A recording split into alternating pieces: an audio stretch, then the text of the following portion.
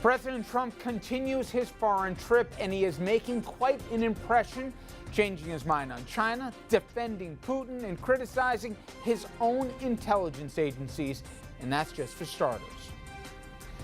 Also, jury deliberations restart at the Menendez corruption trial. We'll take a look at what happened today, major developments, and also the fallout from Don's exclusive interview with the dismissed juror who said there is dissension in the jury room. Then more trouble for Judge Rod Moore. Now, Senate Republican leader Mitch McConnell, he is joining a growing chorus of Republicans to say that the Republican nominee ought to drop out of the race, the Senate race in Alabama, that over allegations of sexual misdeeds with teenage girls. The rift is growing even wider. Good evening, everyone, and welcome to RFL. I'm Richard French. Now, in a few minutes, I'm going to be bringing on Jake Sullivan. He's a former Deputy Chief of Staff in the prior State Department and also National Security Advisor to then Vice President Joe Biden.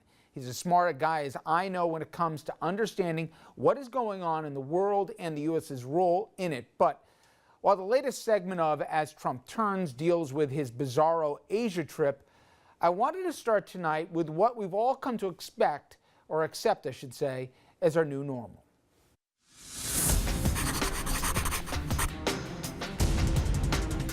By now, you've seen every poll out there. It shows basically that 2 out of 3 Americans feel that Trump is either doing a bad job, he's taking this country down the wrong path, and he's dividing us as a nation. But while there is palpable concern about his fitness for office, there's a sense among many out there that his ineffectiveness has largely limited his damage. If only, though, that were the case. So let's start with the office itself. You know, a recent count has, in 263 days in office, Donald Trump had lied 1,318 times. But who's counting? Now, while the old adage, all politicians lie, probably has a little truth to it, that count for this man is unprecedented. And who among us doesn't think the tally will keep on churning like the debt clock in Midtown? But his lies and serial exaggerations, they're not just fodder for Saturday Night Live like a lot of people think. No one can trust what our president says. Let me repeat that. No one can trust our commander-in-chief. And when I say no one, I mean not even his own party, his own administration, and his own cabinet. How exactly can a government, I'm talking about any government, school class government for crying out loud, how can a government function without a shred of believability, let alone dignity? Divider in chief. Now, I know you know this, but it really does bear repeating. The President of the United States, the President, has decided in 2017 to relitigate the Civil War, and he believes there are some misunderstood white supremacists. Now, name a race, name an ethnicity, or a gender other than straight white guy that he hasn't belittled or even marginalized, and you know what? You win the nightly prize. His idea of locker room talk, well, that's another word for sexual assault. In 10 months, he has taken a fractured country and he's used every tool at his disposal to turn up the heat and the anger. Now, after tragedy or disaster, he's eschewed the traditional role of healer-in-chief. To first solicit praise for his leadership every time he says, take a look at me. And then when he's done with that, he either selectively helps areas seemingly on their demographics, or he actually blames the victim for the crisis that they find themselves in. And if you have any doubts, how about asking the more than 1 million American citizens in Puerto Rico still struggling to get the basic necessities? After mass violence, he tells us we're not allowed to talk about tragedies if the assailant's a white guy with a gun. But if he's a Muslim, well, that's terrorism, and all militants, or immigrants, I should say, are put on notice. Again, it's us against them, except for this president, we, the American people, are the enemy. Competency. Now, remember all those campaign promises of all the winning his administration will be enjoying?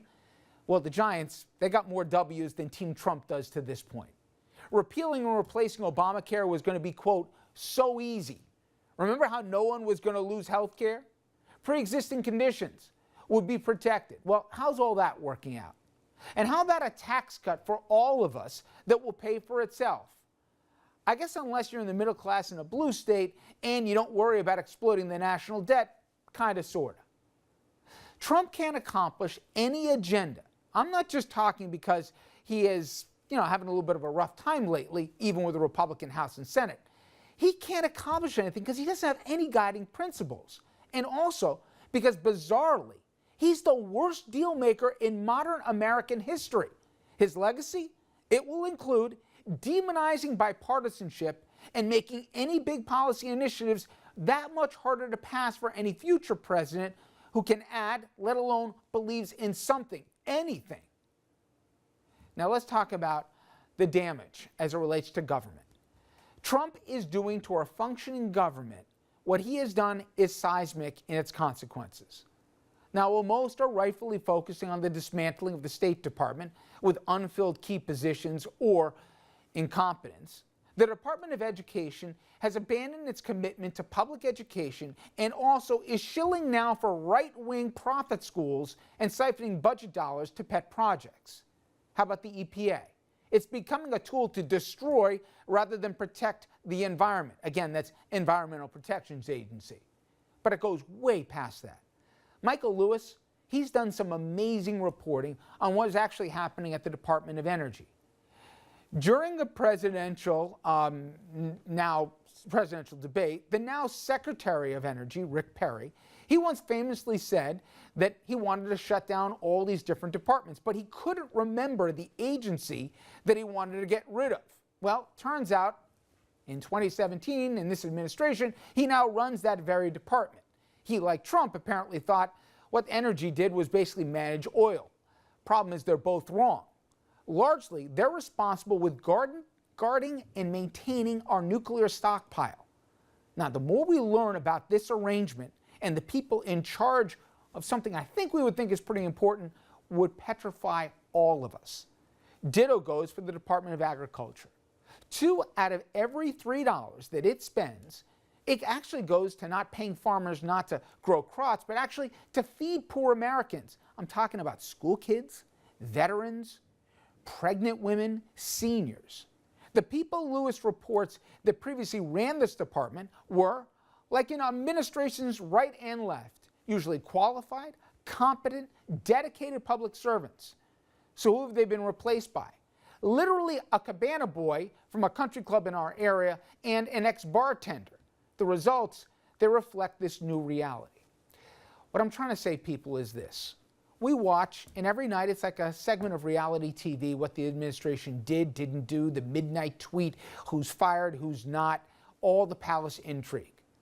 But what we're missing is, well, in another 3 years, somebody else will get in there, or maybe something will happen and he'll leave sooner than later. It's the damage, the consequential, permanent damage, or semi-permanent if we're lucky, that he has done to not only the credibility of the government, but to the government itself. When we come back on the other side of the break, we talk about the reality we find ourselves in, where an enemy of America, who literally compromised our election, we have a president going out of his way to try and help and protect them. We demonize our allies, and we try and give aid and support and comfort to our enemies. That is America under this president in 2017, and it matters. When we come back, we'll have the former top foreign policy official in the Obama administration joining us to weigh in on not just the president's trip, but also what the president has done here as it relates with both diplomacy and also the new age going forward.